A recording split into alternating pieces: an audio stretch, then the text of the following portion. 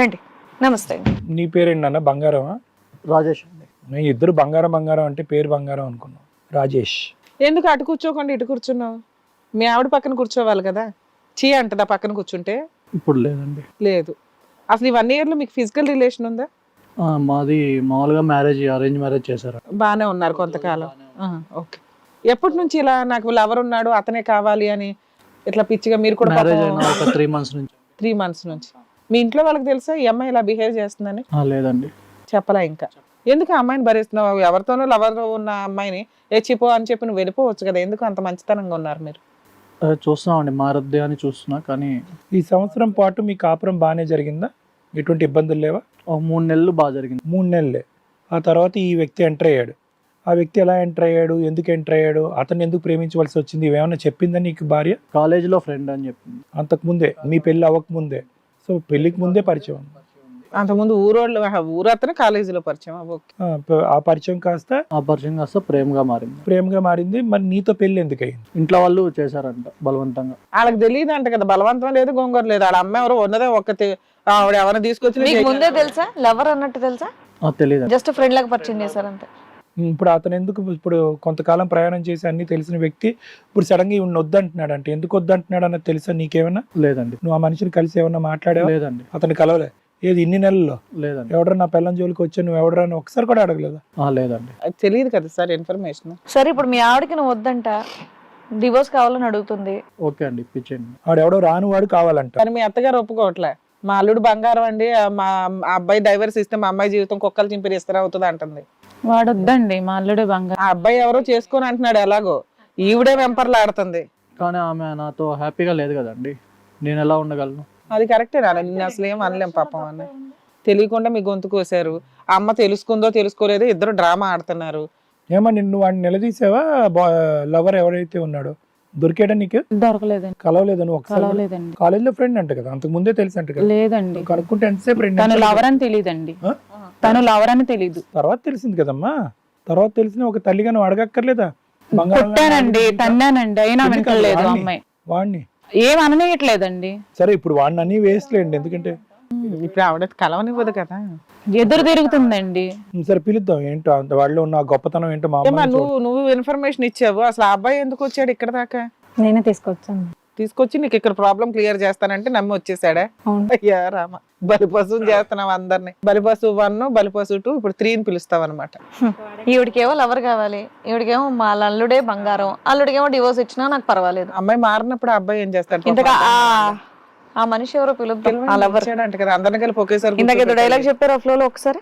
ఆయనే నా చంద్రుడు, తనే నా జీవితం, తనే నా ప్రపంచం మేడం. ఆ ప్రపంచాన్ని పిలు. రండి బాబు, ప్రపంచం ఒకసారి రామ్మా.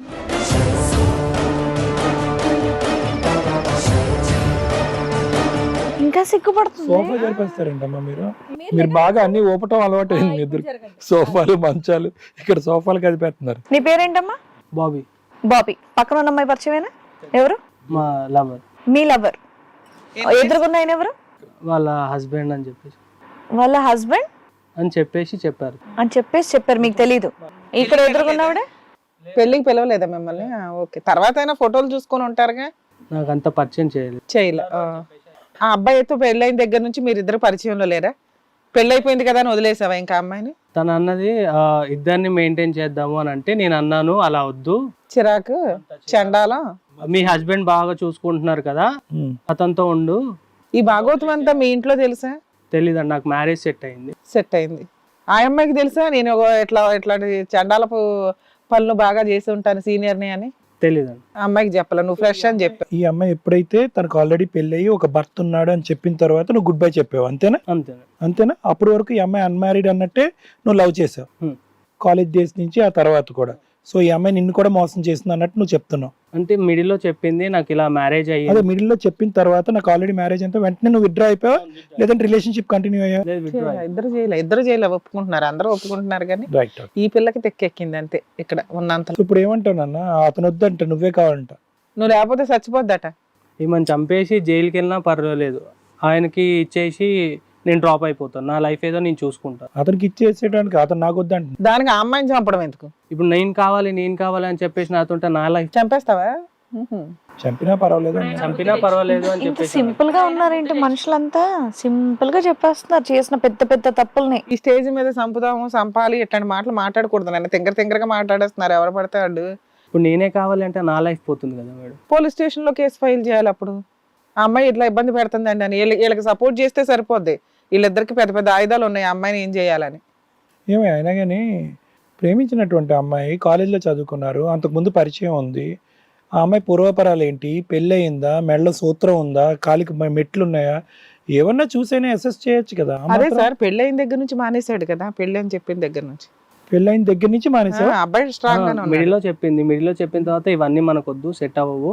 1 year క్రితం ఈ అమ్మాయికి పెళ్లి అయింది. పెళ్లి అని తెలిసిన దగ్గర నుంచి నువ్వు డ్రాప్ అయిపోయావు. 1 month 1 year? 1 month. 1 month. ఓహో అసలు నీకు తెలియదు వీళ్ళకి పెళ్లి అయిందని తెలియదు అయితే. నాకు మిడిల్లో చెప్పింది, తను నాకు ఇలా మ్యారేజ్ అయ్యింది అని చెప్పేసి మిడిల్లో చెప్పింది. అప్పటి నుంచి నువ్వు అప్పటి నుంచి నేను డ్రాప్. అసలు 1 month నుంచి ఫోన్ స్విచ్ ఆఫ్ చేసావా? ఓకే. ఏంటమ్మా వెళ్ళి అడుగు, కావాలంటున్నావు కదా. అంత మంచి మొగుడు ఆయన ఒప్పుకుంటే నీ ఎదురుకి పెళ్లి చేస్తాం ఈయన విడాకులు ఇప్పించి నేను చేసుకోవాలనుకోవట్లేదు. అనుకోవట్లే మరి ఏం చేయమంటావు? నాకు విడాకులు కావాలండి. ఏది అతనితో పాటు ఉన్నా అతనితో పాటు ఉండకపోయినా నీ దగ్గరికి వస్తానన్నా వద్దు, వద్దండి. అతను వదిలేసి నీ దగ్గరికి వస్తానన్నా కూడా వద్దండి. Right, very good. 2 lovely boys. Correct decision తీసుకున్నావు నాన్న నువ్వు. 2 lovely boys. ఇట్లా 7 months సఫర్ అవడం దండగా నువ్వు. యదవ్వి నువ్వే. అయినా పర్లేదు మేడం, నాకు తనే కావాలి. ఏం కావాలి అడుగు అక్కడ. ఏం పర్వాలేదు, సిగ్గుందా నీకు? వాడు వద్దంటే కావాలంటున్నావు. లేదు మేడం, తనే కావాలి. ఏం చేద్దాం? మీ అందరూ వెళ్ళిపోతావు, నువ్వు ఇదే పాట పాడుకుంటూ ఉండు, నాకే కావాలి నాకే. ఆ అబ్బాయి ఎంత హీనంగా మాట్లాడాడో తెలుసా? ఇలాంటి అమ్మాయి పోయినా పర్లేదండి మా జీవితాలు చంపేస్తానన్నా సిగ్గులేదా నీకు? చంపేస్తాను అనలేదమ్మా, పోయినా పర్లేదు అన్నాడు. లేదన్నట్లే ఆ పాపం అతనికి ఎందుకు కానీ మీ అమ్మాయిని చెప్పి అడిగే వస్తుంది. మేడం మీ అమ్మాయి కదా, ఏం చేయమంటారో చెప్పండి. మీరు ఏ చేసినా పర్వాలేదు మేడం, అసలు దానికి వేస్ట్ నిజంగానే ఆయన అన్నట్టు బతకడం. సార్ కాదు రాజేష్, ఫైనల్గా ఏం చెప్పాలనుకుంటున్నారు మీరు? ఎందుకంటే ఇక్కడ మొత్తం అందరిలో ఘోరాతి ఘోరంగా మోసపోయింది మీరే. సెకండ్ అతను ఉన్నాడు, అతను బయటపడ్డాడు. ఏం చెప్పాలనుకుంటున్నారు? ఈ సమాజం ఎలా ఉందంటే అండి, ఒకవేళ మనం స్టేషన్కి వెళ్ళినా కూడా తన్ని కొట్టినా కూడా గృహింస కేసులని, నన్ను కొట్టారని కోర్టులో కేసులు వేస్తున్నారు. కొట్టినా కాదు కొట్టకుండా కూడా వేస్తారు. లేదు విడాకులు తీసుకున్న సంవత్సరాలు బడి చుట్టూ తిరగాలి. సో ఇటువంటి ప్రోగ్రామ్కి వచ్చినప్పుడు తొందరగా ఏదో ఒక సొల్యూషన్ అనేది వస్తుంది కాబట్టి దీనికి రావడం జరిగిందండి. ఓకే, నువ్వు 8 months 7 months అమ్మాయికి ఒక ఛాన్స్ ఇచ్చావు, ఆవిడ మారలేదు కాబట్టి కోర్టుల చుట్టూ తిరగడం కంటే ఇక్కడ ఏదో ఒకటి అమ్మాయిని ఒప్పిస్తాము అనేది అంతవరకు సరే. ఓకే, ఇది కథ కాదు జీవితం ప్రోగ్రామ్ ని అందరికంటే ఒక రోజు ముందుగా చూడాలి అనుకుంటే హిట్ టీవీ యాప్ ని డౌన్లోడ్ చేసుకోండి. ఇందులో మీరు మెచ్చే మీకు నచ్చే కంటెంట్ సిద్ధంగా ఉంది.